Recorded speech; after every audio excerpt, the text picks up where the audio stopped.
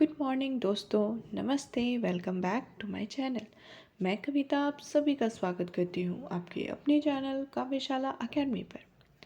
जैसा कि आप सभी को पता है कि पिछले वीडियोस में हमने राम लक्ष्मण परशुराम संवाद के भावार्थ और पदों की व्याख्या की है। ठीक है, तो आज की जो वीडियो होने वाली है वो उसके प्रश्नोत्तरी के संबंध में है। तो जो आज की वीडियो होने वाली है वह राम लक्ष्मण परशुराम संवाद के क्वेश्चन आंसर्स पर चर्चा होगी। और अगर अभी तक आपने इस चैनल को सब्सक्राइब नहीं किया है तो प्लीज़ इस चैनल को सब्सक्राइब कर लिए, क्योंकि आगे मैं आप सबके लिए और अच्छे अच्छे वीडियोस लेकर आने वाली हूँ, ताकि आपके सारे हिंदी के से संबंधित डाउट्स क्लियर हो जाए और जो हिंदी का वो जो डर है वो आपके वो उससे बिल्कुल निकल जाए। तो चलिए दोस्तों, बढ़ते हैं क्वेश्चन नंबर 1 की तरफ। क्वेश्चन नंबर 1 में हमसे क्या पूछा जा रहा है? परशुराम के क्रोध करने पर लक्ष्मण ने धनुष के टूट जाने के लिए कौन कौन से तर्क दिए? ये पहले वाले पद से बिलोंग करता है ये क्वेश्चन। जब धनुष टूट गया और परशुराम जी क्रोध में भरकर दरबार पहुंचते हैं तो लक्ष्मण जी ने क्या कहा, कौन कौन से तर्क दिए? तो देखिए, इसको ना हम लोग पॉइंट में डील करेंगे, पॉइंट में आंसर करेंगे।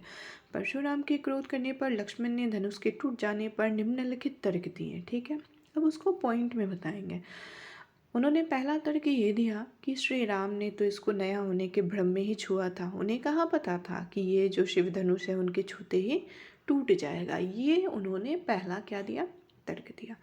दूसरा उन्होंने क्या कहा कि बचपन में भी हमने बहुत सारी धनुइयाँ तोड़ी थी, पर आपने कभी इस तरह का क्रोध नहीं किया, किसी ने क्रोध नहीं किया। इस धनुष के टूटने पे आप क्यों इतना गुस्सा हो रहे हैं? ठीक है। तीसरा तर्क उन्होंने दिया कि हमारे लिए सारे ही धनुष समान हैं। ठीक है। चौथा तर्क उन्होंने दिया कि हमारे लिए तो किसी भी धनुष के टूटने में कोई लाभ हानि नहीं दिखता है, क्योंकि हम क्षत्रिय हैं। अगर आपको कुछ दिख रहा है तो वो आप हमको बता सकते हैं। ठीक है, तो इस तरह के 4 तर्क उन्होंने प्रस्तुत किए। चलिए बढ़ते हैं नेक्स्ट क्वेश्चन की ओर। तो परशुराम के क्रोध करने पर राम और लक्ष्मण की जो प्रतिक्रियाएं हुई उनके आधार पर दोनों के स्वभाव की विशेषता लिखें। तो पहले आपको उन दोनों के प्रतिक्रिया के बारे में जानना ज़रूरी है कि उन्होंने अलग अलग क्या प्रतिक्रियाएं प्रस्तुत की थी। जो राम जी थे ना, उन्होंने क्या कहा था कि आपके शिव धनुष को तोड़ने वाला कोई आपका एक दास ही होगा। यहाँ उन्होंने विनम्रता दिखाई, अपना शील दिखाया। पर लक्ष्मण जी ने कहा, क्या कहा था? उन्होंने व्यंग करते हुए कहा कि इतनी छोटी सी बात पर आप इतना उत्तेजित क्यों हो रहे हैं? धनुष ही तो था, टूट गया, इसमें कौन सा लाभ या हानि है? ये दोनों की प्रतिक्रिया थी। इस प्रतिक्रिया के आधार पर हमें ये पता चलता है कि राम बहुत ही शांत और धैर्यवान किस्म के पुरुष हुआ करते थे। ठीक है, और उनकी वाणी में विनम्रता थी। वे मृदुभाषी होने के साथ साथ लोगों का आदर व सम्मान भी किया करते थे। उन्हें अपने शक्तिशाली होने का कोई अहंकार नहीं था, उनके अंदर वो दास भावना थी। दूसरी ओर अगर लक्ष्मण जी की बात करें तो लक्ष्मण जी क्या थे? वो वीर तो थे, साथ ही साथ उग्र थे। और वे अपने शब्दों से क्या कर रहे थे? परशुराम जी का अनादर कर रहे थे। इससे पता चलता है कि उनमें क्रोध भी था। साथ ही साथ वे जो थे क्या थे? उग्र स्वभाव के थे। तुरंत किसी भी बात पर विचलित हो जाते थे। ये हो गई उन दोनों के स्वभाव की विशेषता। ठीक है, चलिए बढ़ते हैं नेक्स्ट क्वेश्चन की ओर। लक्ष्मण और परशुराम के संवाद का जो अंश आपको सबसे अच्छा लगा? मैंने भी बहुत सारे पद पढ़े, तो जो आपको अच्छा लगा ये तो आपकी अपनी चॉइस होनी चाहिए। मेरे हिसाब से ये वाला जो पैराग्राफ है आप इसको यूज़ कर सकते हैं अपने आंसर्स में। परशुराम जी ने कहा कि शिव धनुष को तोड़ने का दुस्साहस किसने किया? तो राम जी ने कहा, हे नाथ, इसको तोड़ने वाला तो कोई आपका सेवक होगा, दास होगा। तब परशुराम ने कहा कि सेवक तो वही होता है जो सेवा करता है, पर जिसने भी शिव धनुष को तोड़ दिया वो मेरे लिए लड़ाई का काम करने वाला है, मेरा क्या हो गया? शत्रु हो गया।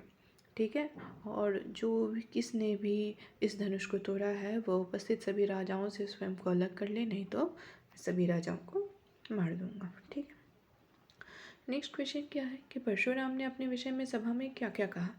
निम्न पद्यांश के आधार पर बताएं। देखिए, पद्यांश हमें दिया हुआ है, हमको जस्ट उसका आंसर लिखना है। तो मैंने जब पद्यांश आपको पढ़ाया है वो पद्यांश वाली वीडियो आप लोग प्लीज़ जा कर के ज़रूर देखना, क्योंकि एक एक वर्ड को मैंने डिस्क्राइब किया है और उम्मीद करती हूँ कि उस पद को पढ़ने के बाद आंसर आप स्वयं ही एक्सप्लेन कर लोगे। देखिए क्या लिखे थे, बाल ब्रह्मचारी अति कोही, ठीक है, कोही मतलब क्रोधी। वे कह रहे हैं कि मैं बाल ब्रह्मचारी हूँ। वो व्यक्ति जो शादी ब्याह नहीं करता, गृहस्थ में नहीं रहता, ठीक है, एकांत में रहता है, उसको कहते हैं बाल ब्रह्मचारी। अकेले रह करके भगवत भजन करता है।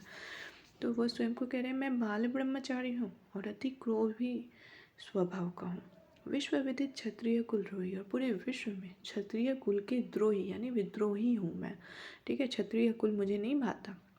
भुजबल भूमि भूप बिनु किन्नी, मतलब अपनी भुजाओं के बल पर, भुजबल मतलब क्या, भुजाओं यानी कि अपनी बाजुओं के बल पर मैंने पूरी धरती को, ठीक है, राजाओं से रहित कर दिया, मुक्त कर दिया। और उसको किसको दे दिया, ब्रह्मनु को। विपुल बाण महिदेव देनी, कई बार किसको दे दिया, ब्रह्मनु को। सहस बाहो भुज छेद निहारा, परशु बिलो क्यों महिप कुमारा, ठीक है। आगे वो कहते हैं कि देखो इस मेरे फरसे को, इस फरसे की वजह से मैंने सहस्त्र बाहु के हजारों भुजाओं को क्या कर लिया था, काट दिया था।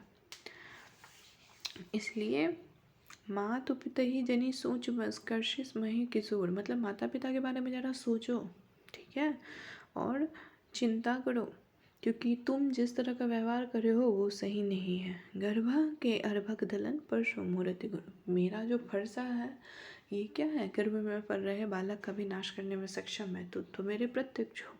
तो ये हो गया इस पैराग्राफ का अर्थ। उम्मीद करती हूँ दोस्तों कि आपको वीडियोस अच्छी लग रही होगी और आप कंटिन्यू बने रहोगे मेरे चैनल पे। और प्लीज़ अगर आपको वीडियोस अच्छी लग रही है तो इस चैनल को लाइक करें, शेयर करें, सब्सक्राइब करें। धन्यवाद दोस्तों।